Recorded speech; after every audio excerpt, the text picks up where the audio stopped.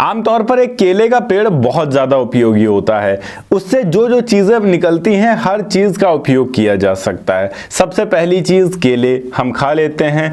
दूसरी चीज़ उसके जो पत्ते होते हैं उनसे डिस्पोजल आइटम्स बन जाते हैं। शादी बारातों में खाने के लिए ऐसे प्रोडक्ट्स बन जाते हैं जिनको आसानी से उपयोग किया जाता है। इसके अलावा इसका बचता है तना, तो उस तने के रेशे हम निकाल सकते हैं जिन्हें हम फाइबर कहते हैं, बनाना फाइबर, जिन्हें एक्सट्रैक्ट करके हम अलग अलग तरीके के प्रोडक्ट बना सकते हैं। क्योंकि ये बिल्कुल रेशम की तरह होता है। कपड़े बन सकते हैं इससे, अलग अलग टाइप के झोले बन सकते हैं, हैंडीक्राफ्ट्स बन सकते हैं और भी बहुत सारी चीज़ें बन सकती हैं। ये रेशे निकालने के बाद जो पेड़ का वेस्ट बचता है उसे हम खाद के रूप में यूज़ कर सकते हैं। आज के टाइम में केले का जो खाद है उसका मार्केट भी काफ़ी ज़्यादा बड़ा है क्योंकि इसमें काफ़ी ज़्यादा मात्रा में पोटेशियम होता है। फिलहाल आज की इस वीडियो में हम बात कर रहे हैं कि आप किस प्रकार से बनाना फाइबर के बिजनेस को स्टार्ट कर सकते हैं। माल आपको कैसे मिलेगा, आपको सेल कहां पे करना है, इसमें आप कितना मुनाफा कमा सकते हैं, कितने से स्टार्ट कर सकते हैं, सब कुछ। तो इस वीडियो को अंत तक जरूर देखिएगा। हेलो एंड वेलकम फ्रेंड्स, मेरा नाम है अनूप सिंह और आप देख रहे हैं आपका अपना YouTube channel. So let's get started.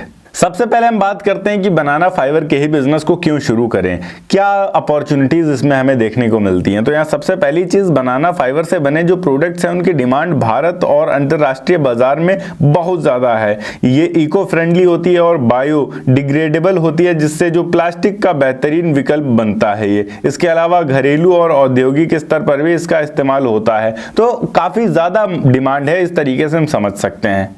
बात करते हैं इसके लिए कौन से इंपॉर्टेंट मशीन्स होते हैं जिनकी रिक्वायरमेंट हमें होगी। देखिए, सबसे पहली चीज़ आवश्यक मशीनरीज में हमें बनाना फाइबर एक्सट्रैक्शन मशीन चाहिए होता है, जो केले के तने होते हैं उनसे रेशे निकालने के लिए। दूसरी चीज़ ड्रायर मशीन, रेशे को सुखाने के लिए, ये बहुत सस्ता मिल जाएगा, डोंट वरी। तीसरी चीज़ कटिंग और पैकिंग मशीन, तैयार माल को पैक करने के लिए आपको चाहिए होता है।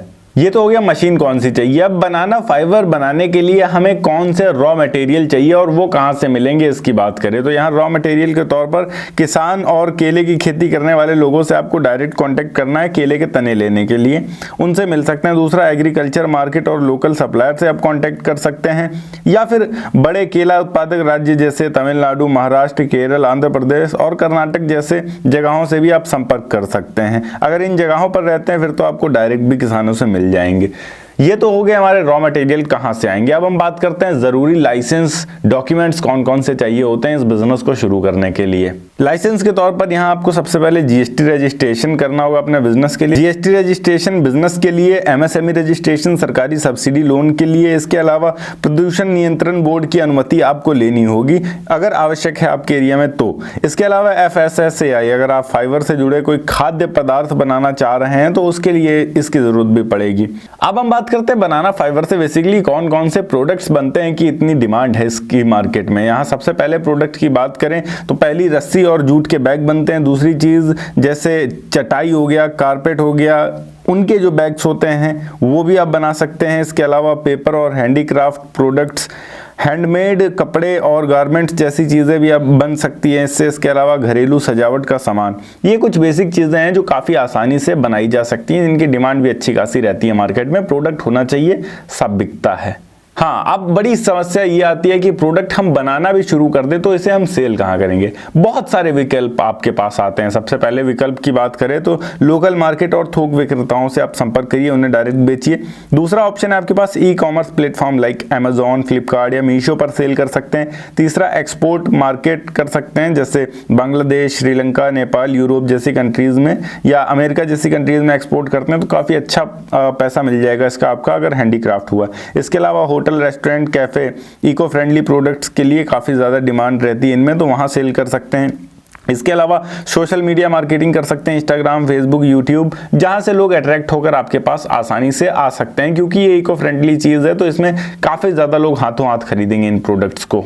अब बात करते हैं इसमें एवरेज इन्वेस्टमेंट कितना रहेगा। तो 3 से 4 लाख रुपए हम मान के रख लेते हैं इसमें टोटल इन्वेस्टमेंट है हमारा, जिसमें आपका स्पेस हो जाएगा, लाइसेंसिंग का जो खर्च होगा, इसके अलावा जो मशीन आपकी होगी। मशीन वैसे 70-80 हज़ार रुपए से शुरू हो जाती है बट उसकी कैपेसिटी ज़्यादा नहीं होती। अच्छी कैपेसिटी वाली मिनिमम 2 लाख रुपए की मशीन मान के रखिए आपको मिलेगी, जिसकी कैपेसिटी इतनी होगी कि आप अच्छा बिजनेस कर सकें। तो 3 से 4 लाख रुपए आपका टोटल इन्वेस्ट होगा। बात करें मुनाफा कितना होगा, इसमें अर्निंग कितनी होगी हमारी। यहाँ पर 1 टन केले के तने से लगभग 200 से 250 किलो फाइबर निकाला जा सकता है। प्रति किलो फाइबर की कीमत 200 से 500 रुपए तक होती है।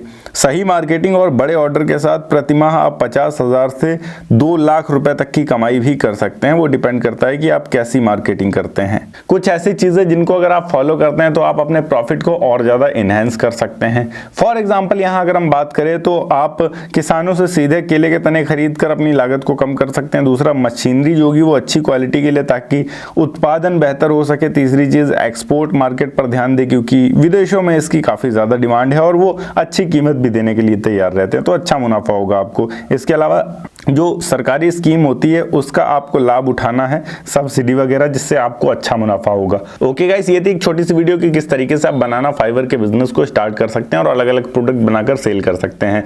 अगर वीडियो अच्छी लगी हो तो वीडियो को लाइक करके चैनल को सब्सक्राइब जरूर कर दीजिएगा। मैं मिलता हूं आपको नेक्स्ट वीडियो में एक नए टॉपिक के साथ। तब तक के लिए जय हिंद, वंदे मातरम।